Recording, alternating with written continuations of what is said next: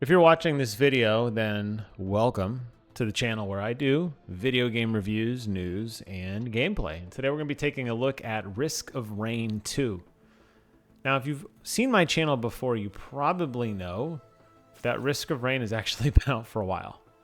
This is an older game that came out years ago by a studio that is no longer a studio. And after some crossover and some tumultuousness, well, it's back, sort of. We'll talk about all that and more. But if you like roguelikes, well, this is a game for you. I really sank my teeth into the first Risk of Rain. I'd say Risk of Rain, I'd say Nuclear Throne, and Spelunky were definitely games that I really fell in love with and really kind of cemented my love for this genre. And the idea here is that, you know, no two runs are the same, right? You're going to get lots of fun and you're going to get unique gameplay every time.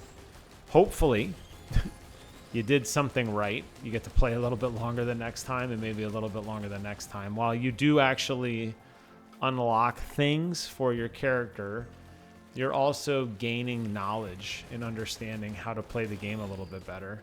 And the idea is that because of this, you know, you'll be able to you'll get further in the run. And most of the roguelikes have progression too, where in this case you're unlocking new characters or you're unlocking new skills or items or something that can kind of help you make subsequent runs a little bit easier. That said, it generally comes down to your overall skill and understanding of the game. Definitely a lot of the old RNGesus. And I think just an appreciation for the fact that some runs are just not going to be good. And some runs are just going to be God runs. And that is really just luck of the draw. That's really kind of what it comes down to. All right, so I played the first Risk of Rain. It was by Hoppo Games. It was a 2D pixel art game where it had a very interesting mechanic, and it's been carried over largely here, although now this is in the 3D space. But the idea was that you basically are on this planet, and what's happening is enemies are progressing constantly. And you see that in the upper right-hand corner. You actually see a timer that shows how long I've been playing. And you see right now the timer says we are on easy because we just started. There's not much going on yet. Enemies aren't spawning very fast. The enemies that do spawn are dispatched pretty quickly. There isn't really a big fear or concern for, you know, my general safety. And I'm basically free to run around with my character. And you saw I only have 2 right now. I'm free to run around with my character and to, you know, explore and check things out, kill enemies. Every time I kill an enemy, I get some money. Money is used to unlock various things on the map, whether it be vending machines or sentry repair, like little repair bots or offensive bots, stationary turrets. Basically things that are going to upgrade my character that will give me arsenal that will make me more lethal. And in exchange, I just kill more enemies faster. You'll notice, though, on the right side of the screen, that easy bar is starting to kind of fill up. And every so often, like in this case here, we're getting an enemy that you probably haven't seen before. And you'll notice that eventually the easy will become medium, and medium will become hard, and hard will become really hard, and harder. Eventually, it will be nearly impossible to move or at least engage and freely explore because I will be shooting constantly. There will be zero downtime in anything that I do. It will be an unending, relenting storm of enemies. And that's what the first Risk of Rain was, and that's what they have perfected, in my opinion, on this sequel of Risk of Rain 2. So obviously, the game will come to a realistic, definitive end at some point. But how I get there and how far I progress, well, that's up to me. Because you can take your time and fully explore the world. and find every single treasure and stand around and grind and make sure you get all the upgrades, and then go into that teleporter scenario, which is a final boss of sorts for each area, and go in as a total badass. Or you could rush it and go a little bit faster and take the risk that maybe, you might not get there in time. And the enemy might be a little too hard, right? So those are some of the challenges that you have to kind of come up with. And that's what I love so much about this game, is that it's really up to you to determine that pace. And there's so many different like categories of this game in terms of like speed runs and in terms of like how fast are you progressing. And the balance is all in figuring out what makes the most sense to move on, and when should you stay and grind a little bit more to make sure that that boss fight goes just as smooth as you wanted it to. That's what's so fun about this. Now you'll notice that in this game, I am slowly starting to build up an arsenal. You see that on the top part of the screen. You'll see different icons appear. Sometimes I get a choice of what piece of gear I get. Sometimes it's just handed to me. If you get the same piece of gear twice, you'll see like a little multiplier next to it, which means the effect is increased, so it's actually a little bit stronger. So if you found something that does increased damage or something, 2 of them will increase the damage even a little bit more. And then every so often you'll see, like in this case, getting this one actually allows me to fly. So I'm going to be able to get these super weapons that do something different.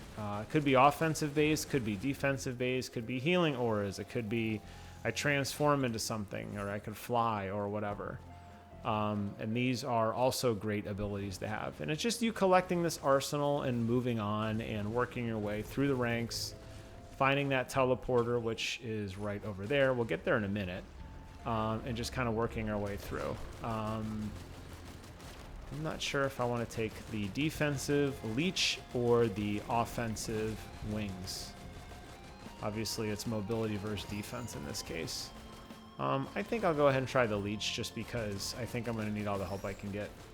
I'm not getting the greatest offensive drops. Now, I have played this game significantly. If you've seen my channel before, you might recognize this game. I bought this on early access the day it came out. And I was a big proponent of this game. I followed it through a lot of its development. I did a lot of early content and playing with it, and I beat it multiple times on PC. I unlocked most of the characters and kind of forgot about it. Not so much because it was a bad game, just, other things came out. And I think with a lot of roguelikes, at least with me personally, I go through phases where, I'll do a fresh Spelunky run. I'll play Spelunky every day straight for like 2 weeks, and then I kind of forget about it. Or I'll start up a new run of something else, and I'll, Nuclear Throne, and then I kind of get over it. And that's the same with this. I didn't have anything bad to say about it. When the first DLC came out for PC, I was pretty excited. I jumped onto that day one, and I was like, oh, cool. Look, more to do, right? New characters, new levels to explore, new modifiers, whatever. Like, let's get going. And I really enjoyed it, and it kind of reinvigorated my love for the game, and I was pretty happy. And then again, we saw the exact same thing on the second DLC, or so I thought. And that's really when the game kind of fell apart. The second DLC was not very polished at all. It had numerous crashes and bugs. It was basically unplayable for a lot of people, definitely for me at least. And this was on PC. I had a lot of hard crashes to desktop. I'd fall through the world. It just didn't seem like the studio that I really fell in love with was like there. They kind of, phoned it in. It's hard to say, right? I mean, there's a lot of, you can read online about it. It was a tumultuous time. Not really sure what happened. Definitely, I think, hurt Hoppo Studios' credibility. And shortly after that, the two guys who were basically the guys of the game, the developers, promptly announced that they were shutting down the studio. They were going to work at Valve, and good luck, have fun. And kind of left a lot of us who had invested a significant amount of time and felt, you know, a genuine connection to this game, kind of feeling a little confused as to like what was going to happen next, because it was like, wait a minute, like, you know, we were with you from the beginning. Like, we really believed in this game and this product. And, you know, if you were like me and you were kind of there in the early days of Risk of Rain 1 and roguelikes were just kind of starting to take off, and you were getting those pixel art games that were unfortunately becoming a dime a dozen, you know, Risk of Rain was definitely, I think, a standout one. And if you go back and look at kind of what the market was back then, like it was a really big deal, you know. So for them to kind of vanish like that was very unexpected. And it was like, man, that's really kind of sucks, you know, like now what? There was a redemption story here though. Ultimately, the studio is actually picked up by Gearbox, and Gearbox has been investing significant time and energy into kind of rebuilding the game, and getting that fan base back and getting people back interested in the game, updating the game with developer diaries, adding new characters, the promise of new DLC, new content coming. The game's not dead.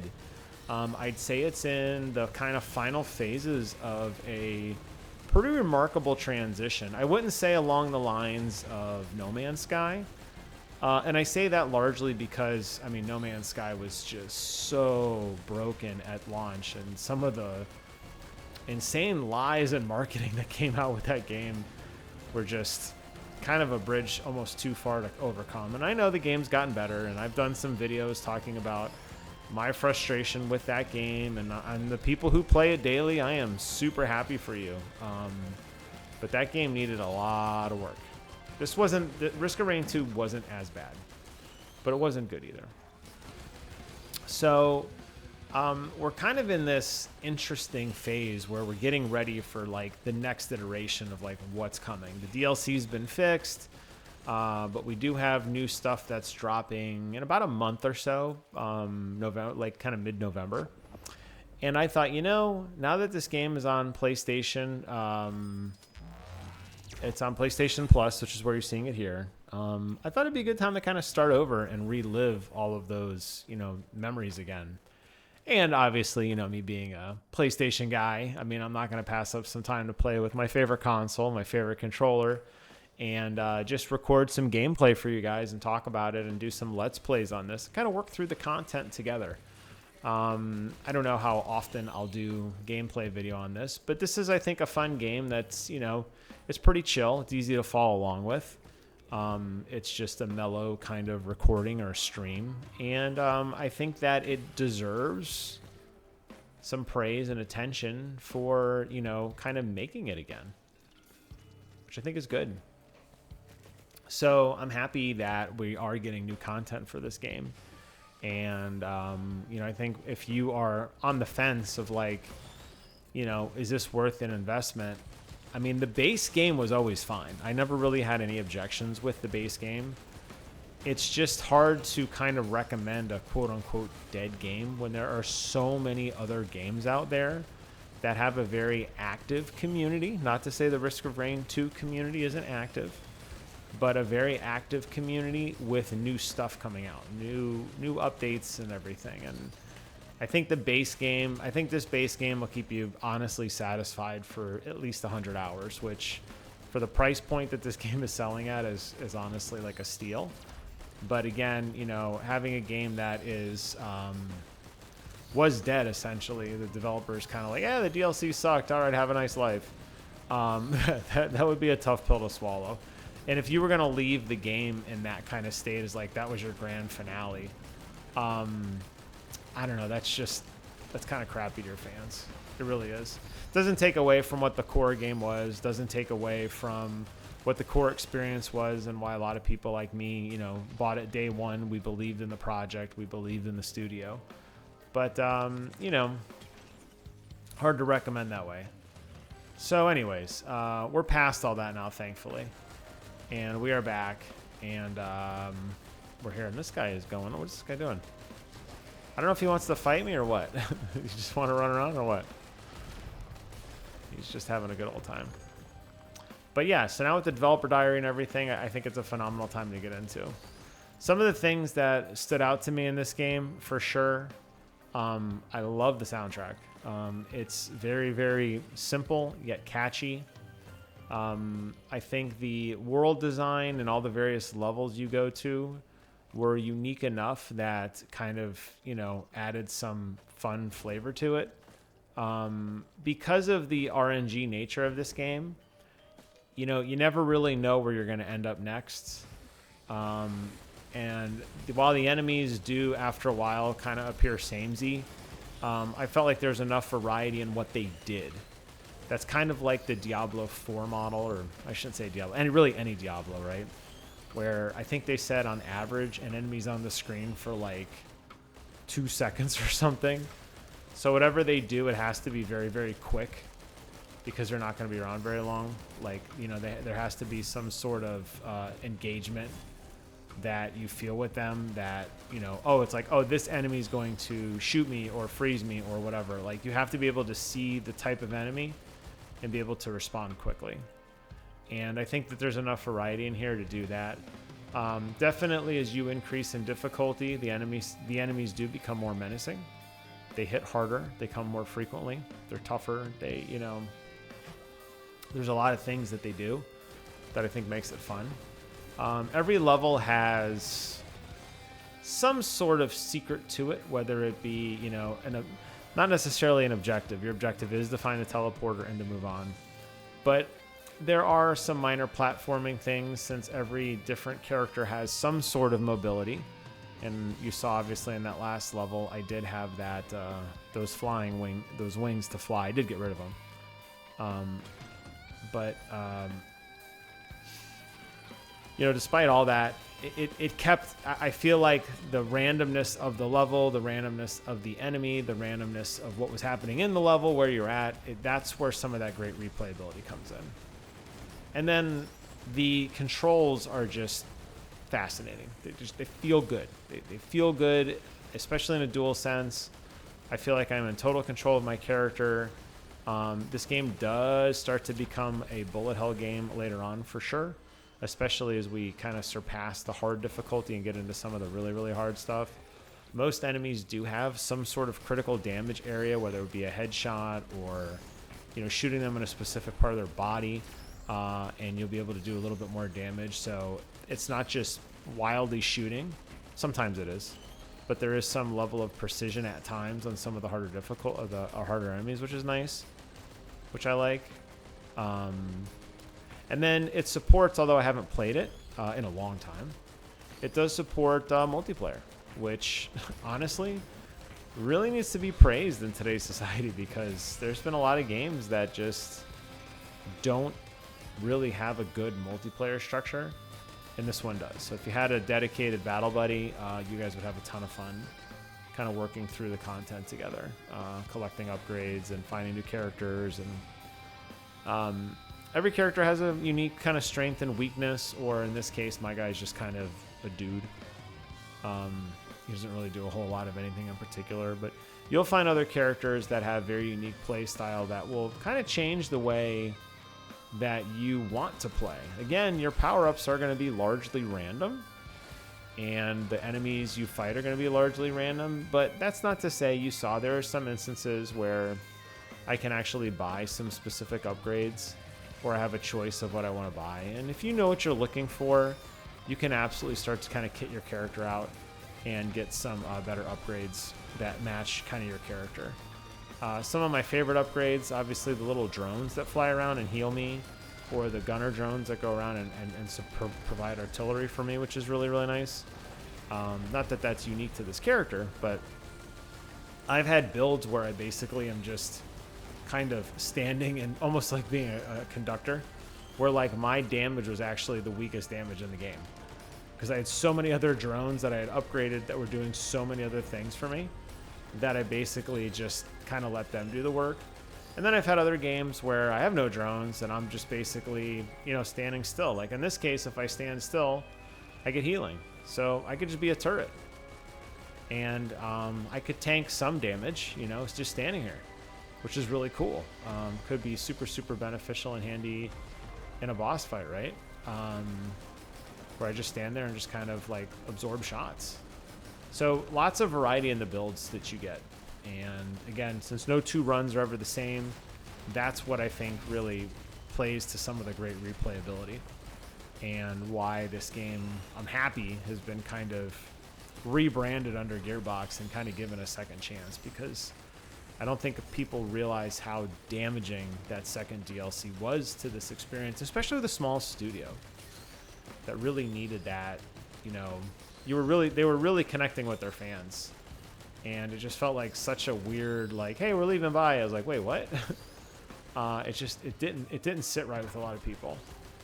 Not to say there are other opportunities out there, and if you like those guys and you want to support them, the rumor is they're working on either Deadlock, which is already out. The game didn't really resonate with me personally, or the fabled Half-Life 3, which is probably the biggest, worst kept secret, not secret. I don't know what's going on in probably all of gaming outside of probably Gran Turismo. Grand Theft Auto 6.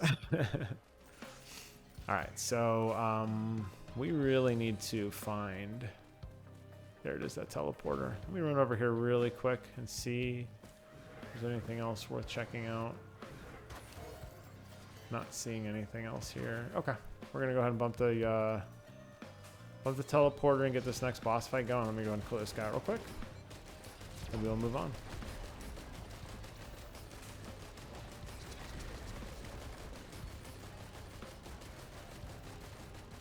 So we're at about the 20-minute mark. I'd say each run could take up to an hour, depending on how much you grind. There are achievements and there are objectives where you're basically just trying to stay alive and you're not even worried about endgame stuff.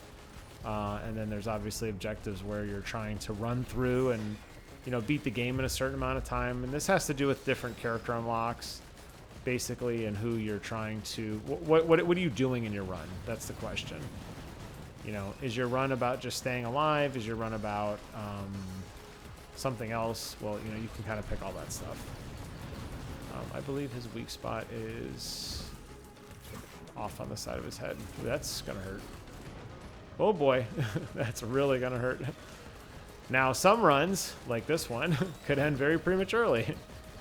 Thankfully, I have a couple healing bots, which are trying to help, although my big healing ability is on cooldown for a while. So we're just going to peel off, and we're going to let that cool off a little bit. I got stuck by some kind of bomb or something. I'm not even sure what that was. Could have been the boss. There's so much stuff sometimes going on. I might have been hit by those bombs just stuck in the corner, honestly. But I'm getting my health back pretty quick now. But that's how fast a game like this can turn. You know, you do have that really good mobility where you can move away, or fly, or jump, or something. And sometimes you got to be mindful of how you want to use that. I am getting something on me. I'm not sure what is going on here. Let's go ahead and. This guy's almost dead now. Nice. Okay, he's down. With the boss down, the rest of the ads, they're not as hard, obviously. But when you're getting those massive bombs dropped on, I think I got down to like, what, 10 HP or something? It was pretty low. Not very good. So we'll go around and pick up our treasures. And we can go ahead and get out of here. At the end of each level, any excess money you have or any excess currency is deleted, which is why it's, you know, awesome starting here with, like, I'd love to buy that. It's $300. I have none. So you got to basically start every level fresh, in a sense. Enemies do drop pretty quick. They do drop money pretty quick, and especially when you start getting into the insane difficulty, you're going to get a pretty fast economy. Like, this guy's probably going to drop a pretty good chunk of change, I'm going to guess, because he seems like a bigger enemy. Yeah, he's already at, you know, it's already 115 bucks, right? 117 bucks. So I'm just going to kind of camp over by the where I was at, because I know that's somewhere I want to go to and spend some stuff.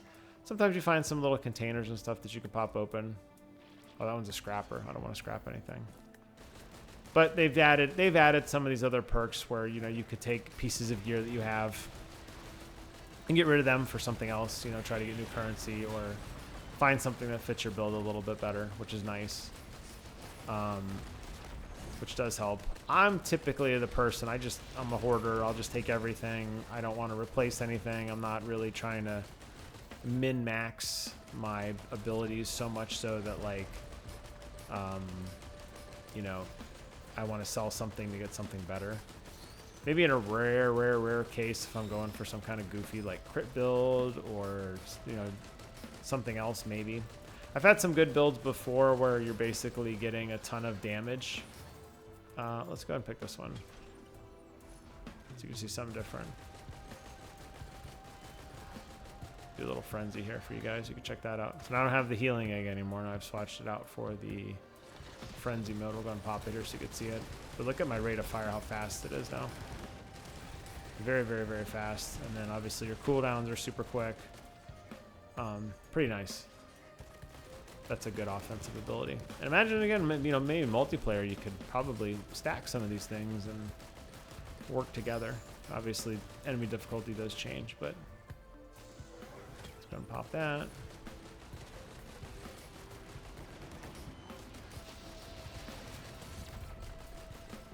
And we'll pick up the old goat hoof. So, as I was saying, you're seeing now at the top, I do have a couple abilities that have stacked, so you're seeing the 2x multipliers there now. We'll go ahead and jump down this ring and go check out another one here.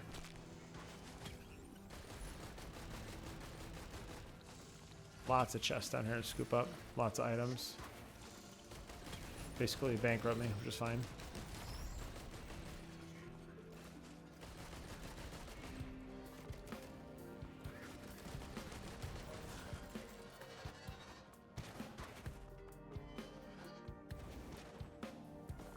For more chests and stuff to keep looting and keep collecting and leveling up as fast as I can.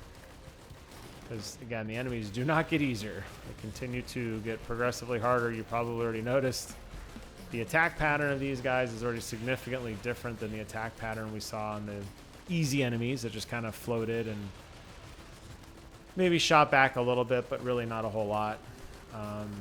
These guys are obviously starting to get a little more aggressive, and you could see some of the sheer numbers of enemies out here. Easy fodder, though. Just pick them off. Continue to build up currency so I can, you know, just basically, at least my strategy has always been, you know, if you're not shooting at something, you're wasting time, honestly, unless you're really just in between, you know, moving to another massive area. There's nothing in front of you, obviously, but if you can turn around and shoot and hit something, it's probably not a bad idea to do it. Continue to make money as often as possible. Oh, I thought I'd make that jump. That's okay. And then continue to, you know, build up your economy so that every chest you see, every treasure, every item box, everything, you can just, you're not basically grinding for it. You're going to have to do that at the beginning, for sure, right? Because you're going to start broke. You don't have any money to your name, and you're going to have to work through the progression. But once you start getting a decent economy going, you know, the idea is not to stop, just to keep moving. So I thought I saw a couple things up here. We'll go check this top circle here. I'm also still looking for the transporter too. So I can, or teleporter rather, so I can get going. Can't get up there, huh? Okay. Looks like there's something over there we can go pick up. Here we go, some treasure. Pop all these and grab all these syringes. I love Soldier Syringe. It's probably one of my single favorite abilities in the game. Some of the better runs I've had back when I was playing early PC, you know, get 7 or 8 Soldier Syringes where you're just shooting. It's basically like constant fire. You're shooting so fast. And depending on the character you're playing as, you know, some of the other characters have a little bit stronger basic attack. Man, you were just basically like a railgun. It was phenomenal. I'm going to go ahead and pick up the crowbar.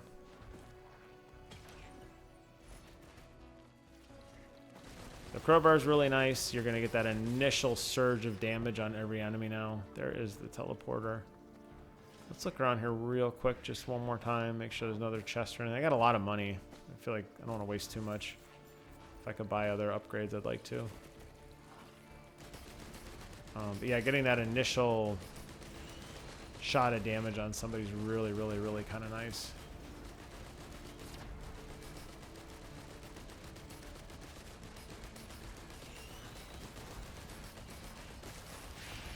Just clearing out the herd here a little bit.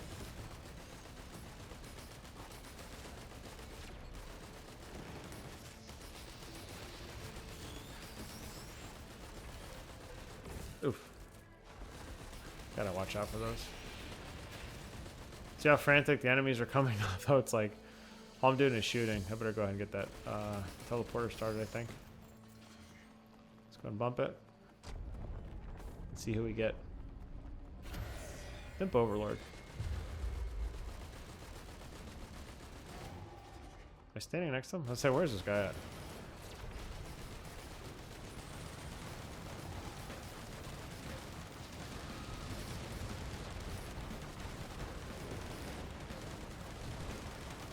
So many ads, I gotta kind of stop for a second and work on those.